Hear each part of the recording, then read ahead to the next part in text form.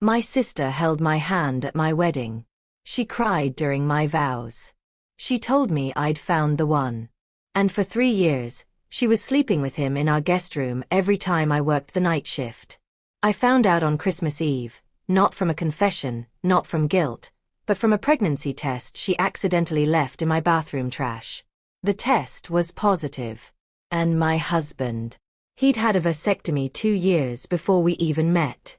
So when people ask me how I destroyed both of their lives without raising my voice, without throwing a single punch, without breaking a single law, I tell them the truth. I didn't have to. I just stopped protecting them from themselves. And everything they built came crashing down. The perfect marriage was a performance, and I was the only one who didn't know the script. My name is Rachel Turner. I'm 34 years old, and I'm a registered nurse in the intensive care unit at Mercy General Hospital in Columbus, Ohio. I've held dying patients' hands at 3 in the morning.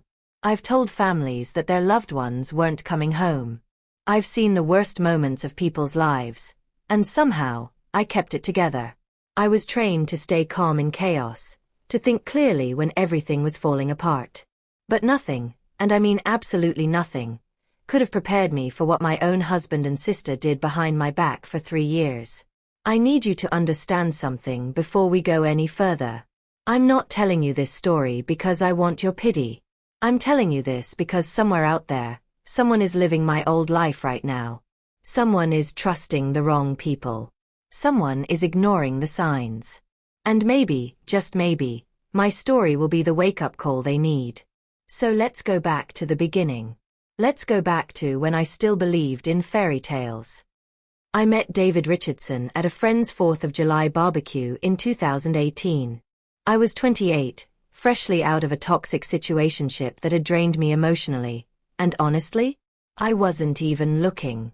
I was standing by the cooler, fishing for a Diet Coke, when this tall, brown-haired guy with the most disarming smile walked up and said, "You look like you'd rather be anywhere else right now." And I laughed. A real laugh. The kind I hadn't felt in months. David was 31, worked as a financial advisor at a firm downtown, and had this way of making you feel like you were the only person in the room. He asked questions. He remembered details.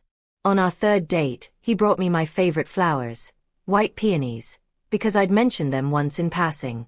Who does that? I thought I'd hit the jackpot. We got married 14 months later in a small ceremony at a vineyard outside of town. My sister Maya was my maid of honor. She cried during my vows. She gave a toast about how I finally found someone who deserved me. She hugged David like he was already her brother. Looking back, maybe he already was something else entirely. The first 2 years of marriage felt like a dream. We bought a little 3-bedroom house in Westerville with a backyard big enough for the kids we talked about having someday. David cooked dinner on Sundays. We had inside jokes. We slow danced in the kitchen to old Motown songs. I genuinely believed I had found my person. And Maya? She was always around. But that felt normal, you know? She was my little sister, 2 years younger, single, and living alone in an apartment about 45 minutes away. She'd come over for dinner, crash on the weekends, help me pick out furniture. David seemed to love having her around. He'd joke that she was part of the package deal, and I thought it was sweet that my husband and sister got along so well. God, I was so blind. Red flags disguised as quirks. Here's the thing about red flags. When you're in love, they don't look red. They look like quirks. They look like thoughtfulness. They look like things you should be grateful for. David insisted that whenever Maya stayed over, she should take the guest room instead of the couch. The couch kills your back, he'd say. She's family. She deserves a rail bed. And I thought, wow, he really cares about my sister's comfort. How considerate. Maya always seemed to know what was in our fridge. She'd walk in and say, "Oh, you're out of that creamer you like, Rachel. I'll grab some on my way over tomorrow." And I thought, she's so thoughtful. She pays attention. They had inside jokes I wasn't part of. Little references to shows they'd apparently watched together when I was working. David would say something, Maya would laugh, and I'd just smile along like I wasn't completely lost. I told myself it was fine. I was glad they were bonding. I didn't want to be the jealous wife who couldn't handle her husband having a friendship with her own sister. My job made it easy to rationalize everything.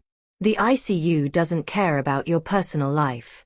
When you're 12 hours into a shift and someone's crashing and you're running on caffeine and adrenaline, you're not exactly analyzing your husband's body language. I was exhausted. Constantly. And having Maya around actually felt like a relief. She'd keep David company. She'd bring over takeout. She'd make sure he wasn't lonely. I thanked her for it. Multiple times. I actually thanked my sister for spending time with my husband.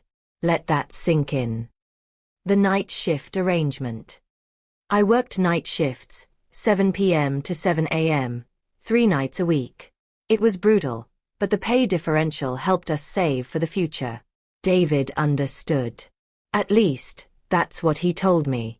Around year 2 of our marriage, Maya started crashing at our place on my night shift nights. Her reasoning made perfect sense at the time. It's a 45-minute drive back to my apartment, and I'm always so tired after dinner. Is it cool if I just stay in the guest room? I'll be gone before you wake up. I said yes. Of course I said yes. She was my sister. So 3 nights a week, while I was running codes and monitoring ventilators and holding the hands of people taking their last breaths, my husband and my sister were together in my house. In the guest room. Which shared a wall with our bedroom. For 3 years. 3 years of coordinated deception. 3 years of text messages and excuses and carefully constructed lies.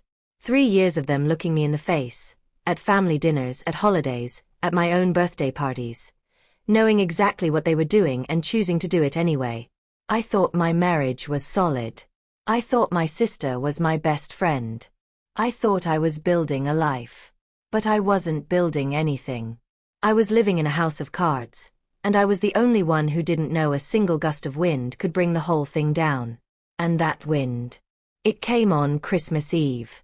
In the form of a positive pregnancy test I was never supposed to find. But we'll get to that.